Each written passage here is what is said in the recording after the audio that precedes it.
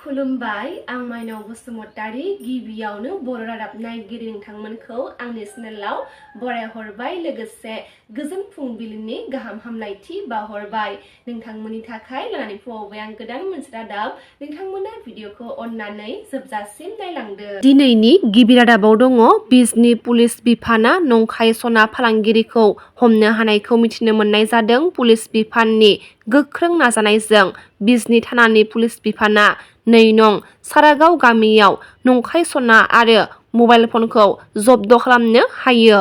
2 नं सारागावनि साहाबुद्दीन हुसेन मुंनि सासे सुबुंनि रिक्सायाव बे नंखाय सनाखौ जब्द खालामनो हायो होनना मिथिनो मोननाय जादों। बे नंखाय सनाया बबेनिफ्राय फैदों बेनि सोमोन्दै गुवारै मिथिनो थाखाय पुलिस बिफाना गोख्रों संदानगासिनो दङ होनना मिथिनो मोननाय जादों।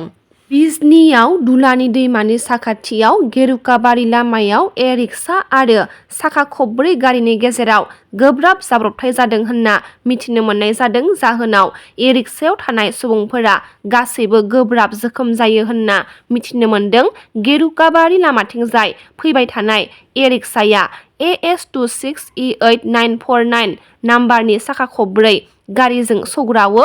जाब्रबथायाव 4 सुबुं सनातन दास, रहिमा बेबी, शहीद इस्लाम आरो अंसार आलीआ गोब्राब जोखोम जायो होनना मिथिनो मोनदों। जोखोम जानाय सुबुंफोरखौ बिजनी देहा फाहामसालियाव फाहामथाय होगासिनो दङ होनना मिथिनो मोननाय जादों। थांनाय मैया मुलुगनां केन्सार सानमोन। मैयानि बे मुलुगनां केन्सार सानखौ फालिनायनि लोब्बायै मटर साइकेल हानजा सुरनाय हाबाफारि बानजायदोंमोन। क'क्राझार दालाइ आसाम केन्सार केयार फाउन्डेसनआ रायजो राजानि गेजेराव केन्सार बेरामनि सायाव सांग्रांथि होनायनि थांखिजों मैया मुलुगनां केन्सार बेराम सानजों लोब्बा लाखिनानै बे मटर साइकेल हानजा सुरनाय हाबाफारिखौ लायो। क'क्राझार दालाइ आसाम केन्सार केयार फाउन्डेसनआ मैयानि बे मुलुगनां केन्सार सानजों लोब्बा लाखिनानै लानाय मटर साइकेल हानजा सुरनाय हाबाफारिखौ क'क्राझार केन्सार केयार सेन्टार हस्पिटालनि सुपारिनटेन्डेन्ट निर्मल सिंहआ फ्लेग अफ खालामना बेखेवनानै होयो। मैयानि बे मटर साइकेल हानजा सुरनाय क'क्राझार रुपनाथ ब्रह्म सिभिल हस्पिटालनिफ्राय जागायजेननानै सालाकाटि PHCआव जोबथाहैयो होनना मिथिनो मोननाय जादों। किडनिनि बेरामजों भुगिनांना थानाय सानसुमा बसुमतारिनो MCLA मन्थु बर' बिथाङा रां अनसुंथाइ होदों। बाक्सा जिल्ला रुपहि दख'रानि सिङाव थानाय 2 नं माजराबारि गामिनि पेटें बसुमतारिनि फिसाज्ला सानसुमा बसुमतारिया गोबाव समनिफ्रायनो किडनि बेरामजों भुगिनांना दङमोन। नखरनि हालोदा मोजां नङैनि थाखायनो सानसुमा बसुमतारिनो बेरामखौ फाहामथाय होनो थाखाय कक्लाबारि बियाबनि MCLA मन्थु बर' बिथाङा रां अनसुंथाइ होदों। थिग बेफोरबायदिनो MCLA मन्थु बर' बिथाङा गोबां दुखुथिया सुबुंफोरनो मदद होबोबाय थानायखौ मिथिनो मोननाय जादों। मिरु सोरखारा सा-सानजा भारतनि रेलवे बिथायारि सानजाथायनि जौगाथायखौ बांहोनो थाखाय 2025 मायथाइनिफ्राय 2026 मायथाइनि मिरुआरि रांबावजायाव 10,440 कौटि रां होनायखौ मिथिनो मोननाय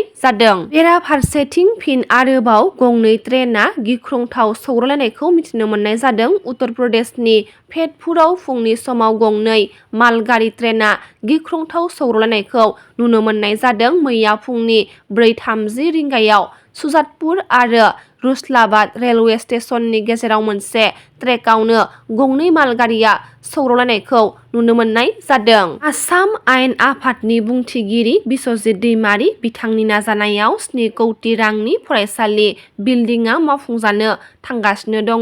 बर'नि सासे गोख्रों दैदेनगिरि आथिखालनि आसाम आयेन आफादनि बुंथिगिरि बिस्वजित दैमारीया गोबां मावनो लानाय खामानि जेरै लामा दालां आरो फरायसालिनि बिल्डिं मावफुंनो थाखाय अन्थाइ खाम्फा बेखेवदों। सानसेनि गेजेरावनो डिमाकुसि पश्चिम पटला गामियाव थानाय UN ब्रह्म गोसोखां फरायसालिनि थाखाय 7 कौटि रांनि बिल्डिं लुफुंनो गिबि खुन्थिया गायसननायजों लोगोसे खैराबारियाव रौमारिनिफ्राय बान्दरघाटआव थांनाय दालां लुफुंनो थाखाय अन्थाइ खाम्फा बेखेवदों। लोगोसे कृष्णा सुसाबिनिफ्राय रौमारि थांनाय 3 किल'मिटार लामाबो बेखेवनानै होयो। आसाम आयेन आफादनि बुंथिगिरि बिस्वजित दैमारी बिथाङा गहपुर हालामनि निगम गयबारिनि दयानन्द बसुमतारिनि फिसाजो रश्मि बसुमतारिया नेशनेल केरेट चेम्पियनशिपआव सनानि मेडेल देरहानो हादों। महाराष्ट्रआव खुंफुंजानाय बे केरेट कम्पिटिशनाव सनानि मेडेल देरहानो हानानै ओनसोलजों लोगोसे बर' हारियावनो गोग्गानाय लाबोदों रश्मि बसुमतारिया।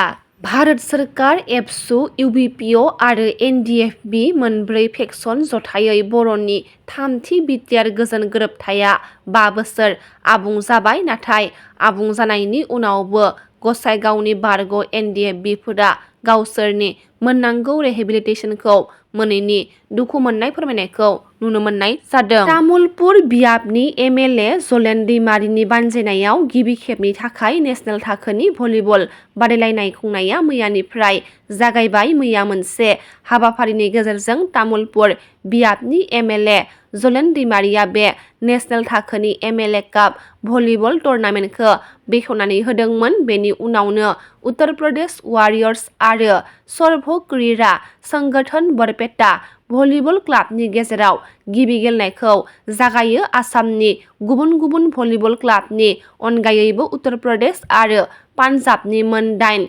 भलिबल हानजाया बे टुर्नामेन्टआव बाहागो लाफैगोन। तामुलपुर जिल्लानि कुमारिकाटायाव खुंजानाय एमएलए काप भलिबल टुर्नामेन्टखौ बेखेवनानै एमएलए जलेन दैमारि बिथाङा माखासे बाथ्राखौ फोरमायथियो। तामुलपुर आरो जोंनि लाइमोनफोरखौ गेलेमु आरो गुबुन गुबुन बिथिङाव सांग्रांथि आरो थुलुंगाखां होनाय थांखिजों बे भलिबल टुर्नामेन्टखौ लानाय जादों होननानै फोरमायथियो। इन्डियान आर्मियाव साख्रि मावनाय बाक्सा जिल्ला दलेपारा गामिनि रनजित स्वर्गियारि बिथाङा 24 बोसोर इन्डियान आर्मि हाबिलदाराव साख्रि मावना मैया आजिरा लाबाय। बिथांनि आजिरा मोननायाव गामिनि रायजो राजा लोगोसे गबरदना दख'रा दुलाराय बर' फरायसा आफादनि आफादगिरि नेहाथारि आरोबाव नखरनि बाय बाहागि लोगो नांना बरपेटा रेल स्टेशननिफ्राय न'सिम गाजा गोमजायै बरायनानै लाबोयो। बिथाङा 2001 मायथाइनिफ्राय साख्रि मावना 2025 मायथाइनि 4 फेब्रुवारि खालाराव साख्रिनिफ्राय आजिरा लाबाय। खौरांगिरिफोरनि